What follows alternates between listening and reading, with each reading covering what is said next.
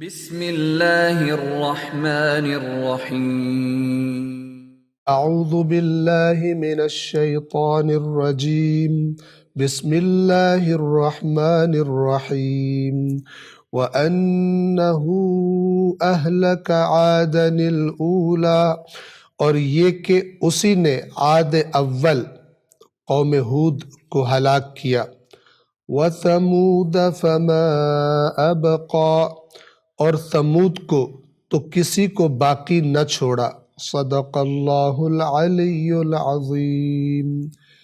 قوم عاد کے بعد قوم ثمود کا تذکرہ ہے۔ توجہ فرمائیں، ثمود عربی زبان کا لفظ ہے، ثا، میم اور دال اس کے بنیادی حروف ہیں، اور اس کا جو اصل معنی ہے وہ کم، قلیل، تھوڑی چیز، جیسے مثلا کم پانی ہو، پانی کی قلت ہو، اس کے لیے یہ لفظ عربی زبان میں استعمال کیا جاتا ہے۔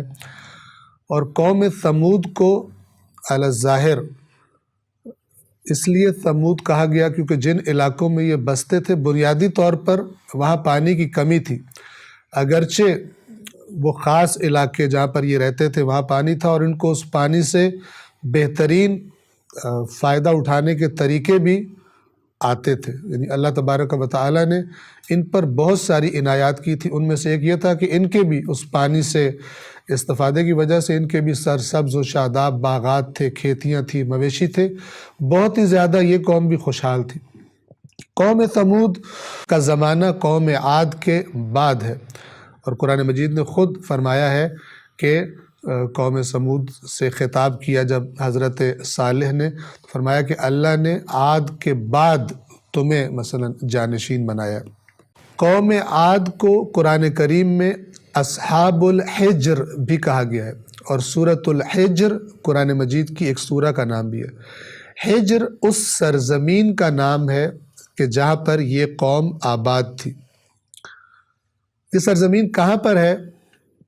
مدینہ منورہ، حجاز۔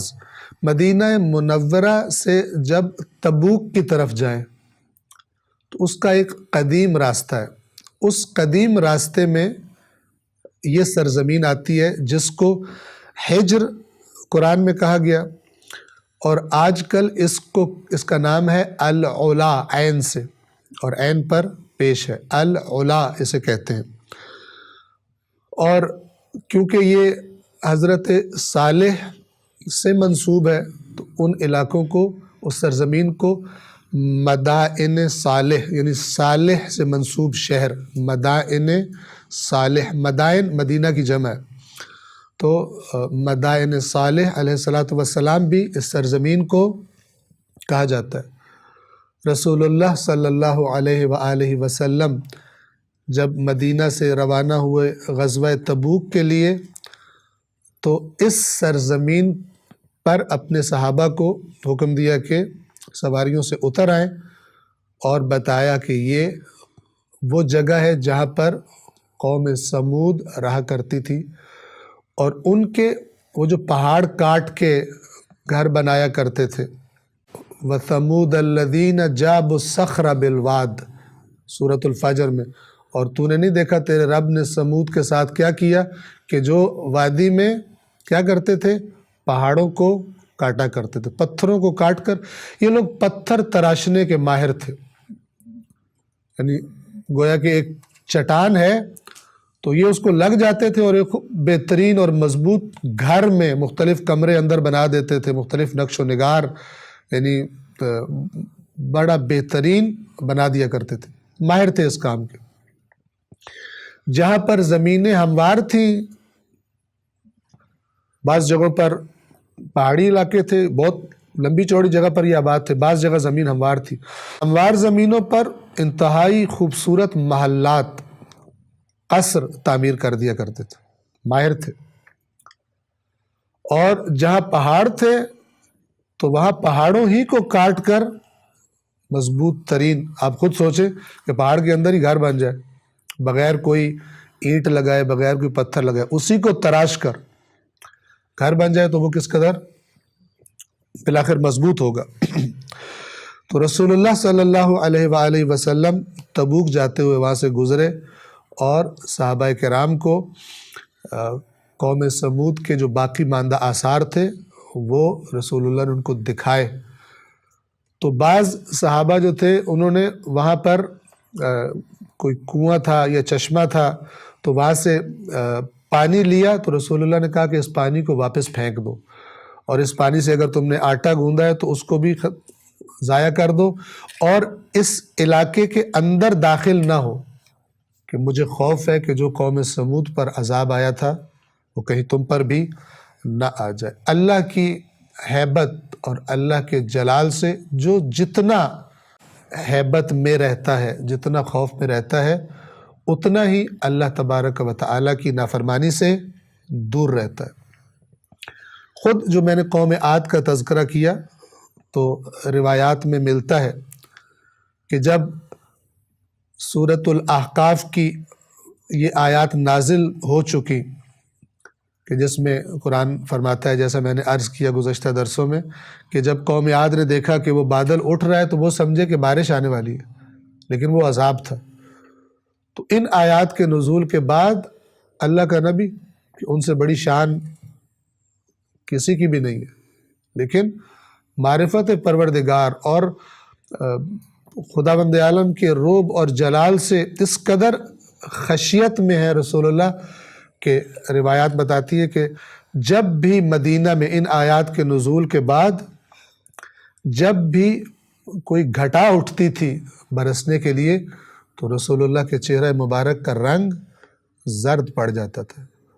تو لوگ جب سوال کرتے تھے کہ ایسا کیوں ہے، تو اللہ کے نبی جواب میں فرماتے تھے کہ جب قوم عاد پر بھی گھٹا اٹھی تھی تو وہ سمجھے تھے کہ یہ ہمارے لیے رحمت بن کے آ رہی ہے، لیکن کیا ہوا؟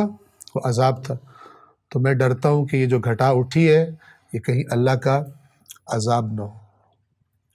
تو جب رسول اللہ صلی اللہ علیہ وآلہ وسلم کی ذات اقدس اللہ کے خوف سے اس کیفیت میں رہتے ہیں، تو پھر باقی کسی کی مجال نہیں ہے کہ وہ اپنے آپ کو اللہ کی سزا سے اور اللہ کے عذاب سے امن میں سمجھے، اور اس باور پہ پہنچا بیٹھا ہو ادھر ادھر کی باتیں سن کے کہ مجھے تو کوئی کچھ کر نہیں سکتا۔ قرآن کریم فرماتا ہے قل انی اخاف، اے رسول ان سے کہیے، قرآن ہے، انی یقیناً میں، اخاف مجھے خوف ہے، ان عصیت ربی اگر میں بھی اللہ کی نافرمانی کر دوں۔ رسول اللہ نے قطعاً اللہ کی نافرمانی نہیں کرنی، لیکن بتایا جا رہا ہے۔ بالآخر اس آیت کی حکمت کیا ہے؟ کیا خداوند عالم قرآن پڑھنے والے کو بتانا چاہتا ہے؟ اے رسول آپ بتا دیں کہ خدا کا قانون، اس میں کوئی استثناء نہیں ہے۔ انی اخاف، یقیناً مجھے خوف ہے، ان عصیت ربی اگر میں بھی معصیت کر دوں، عذاب یوم عظیم، تو اس دن، اس عظیم دن کے عذاب سے میں بھی ڈرتا ہوں، مجھے بھی خوف ہے۔ تو اس مدینہ میں جب کوئی گھٹا اٹھتی تھی تو رسول اللہ کے چہرے کا رنگ زرد پڑ جاتا تھا۔ قوم سمود عرض کر رہا تھا کہ یہ لوگ پہاڑ تراشنے کے ماہر تھے، ہموار زمین پر محلات بنا دیتے تھے اور پہاڑوں کو کاٹ کر گھر بنا دیتے تھے، فراوان باغات، فراوان کھیتیاں، پانی کے کنویں بنائے ہوئے تھے انہوں نے، اور ان سے انہوں نے کھدائی کر کے چشمے تاکہ کھیتیوں کو سیراب کر سکیں۔ اللہ تبارک و تعالیٰ کی ان نعمتوں کے نتیجے میں بجائے شکر گزار بننے کے انہوں نے بھی ناشکری کا راستہ چنا، بت پرستی اور شرک میں مبتلا ہوئے۔ اللہ تبارک و تعالیٰ نے ان کی ہدایت کے لیے اپنا نمائندہ حضرت صالح علیہ السلام کو بھیجا۔ السلام علیکم ورحمۃ اللہ وبرکاتہ۔